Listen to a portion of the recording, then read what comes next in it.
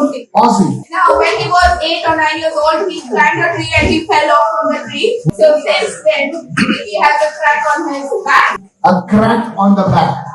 Yes, go ahead. Yes, and since then he's been on medication. Since then it's been almost 30 years now. 30 years now. Yes, and he couldn't stand for long. He couldn't kneel down. He couldn't bend. But today during the healing service, the Lord touched him and he could literally bend. He showed me he could bend. Can you do it now, sir? A crack on his back. I speak healing. I speak the presence of God upon his body. In the mighty and precious name of Jesus. And God's people said, Amen and Amen.